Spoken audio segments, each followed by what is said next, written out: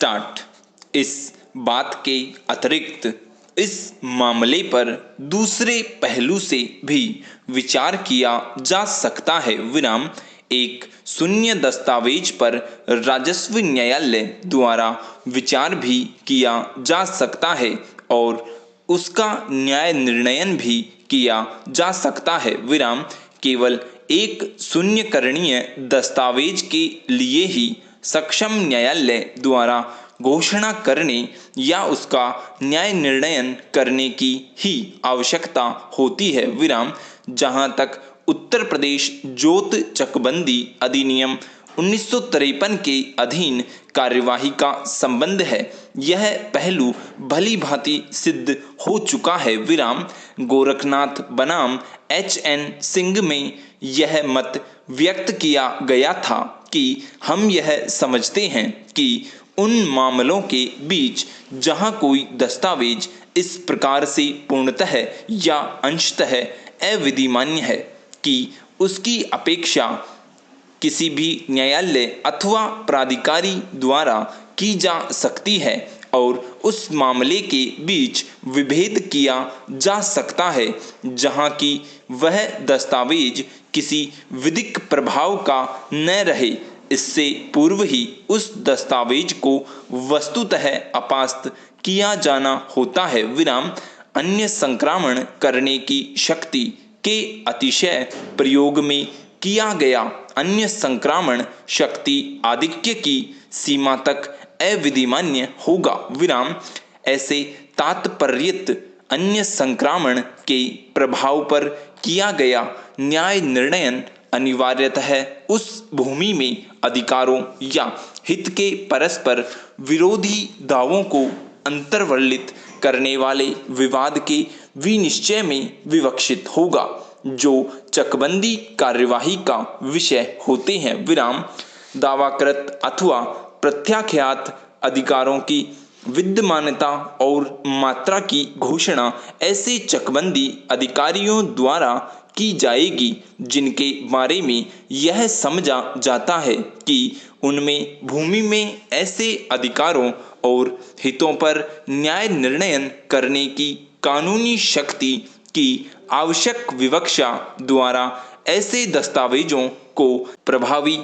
या अप्रभावी घोषित करने की अधिकारिता निहित है। किंतु जहां ऐसा कोई दस्तावेज है जिसका विधिक प्रभाव केवल उसके अपास्त करने अथवा उसके रद्द करने से ही दूर किया जा सकता है, वहां यह दलील दी जा सकती है कि चकबंदी प्राधिकारियों को उस विलेख को रद्द करने की कोई शक्ति नहीं है और इसलिए इसे तब तक उन पर आबद्ध कर अभी निर्धारित किया जाना चाहिए जब तक यह किसी ऐसे न्यायालय द्वारा रद्द नहीं कर दिया जाता जिसे इसको रद्द करने की शक्ति हो। विराम पैरा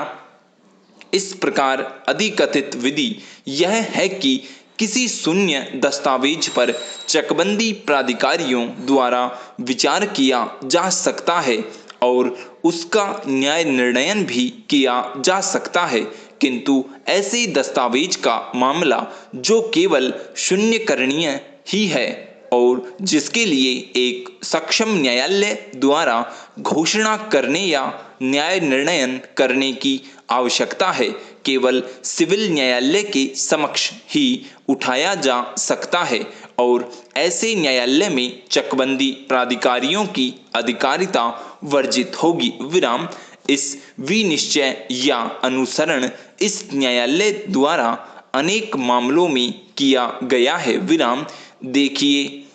बैजनाथ बनाम बिंदा अमानत उल्लाह बनाम मोहम्मद फरियाद, सुंदर चमार बनाम सोमन चमार और राम रूप बनाम श्रीमती बुधिया। विराम ऐसा ही मत मैंने श्री रामलाल बनाम ललुआ के मामले में भी अपनाया था। विराम पैरा तथापि वादी संख्या 3 की ओर से मेरे समक्ष उसके विद्वान काउंसिल श्रीमती रामोदेवी गुप्ता ने यह दलील दी कि उत्तर प्रदेश जमींदारी विनाश और भूमि व्यवस्था अधिनियम 1950 की धारा 331 के लागू करने के लिए दो शर्तों की आवश्यकता होती है। पहली, इस धारा के अधीन किया गया अभिभाग शीघ्रतम प्रक्रम पर किया जाना चाहिए और दूसरी, यह दर्शित किया जाना चाहिए कि व्यथित पक्षकार पर क्या प्रतिकूल प्रभाव पड़ा है। विराम, मुझे इस दलील में कोई सार नजर नहीं आता क्योंकि संबंधित अभिभाग शीघ्रतम प्रक्रम पर किया गया था और सक्षम अधिकारिता वाले न्यायालय से मामले का विनिश्चय कराना प्रत्येक पक्षकार का अधिकार है। विराम, यदि कोई विनिर्दिष्ट उपबंध सिविल न्यायालय की अधिकारिता को वर्जित करता है और किसी दूसरे न्यायालय को अधिकारिता प्रदान करता है तो ऐसे मामले का विनिश्चय सक्षम अधिकारिता वाले न्यायालय द्वारा ही किया जाना होता है और किसी भी पक्षकार पर पड़े प्रतिकूल प्रभाव का कोई प्रश्न ही उद्भूत नहीं होता। विराम, स्टॉप।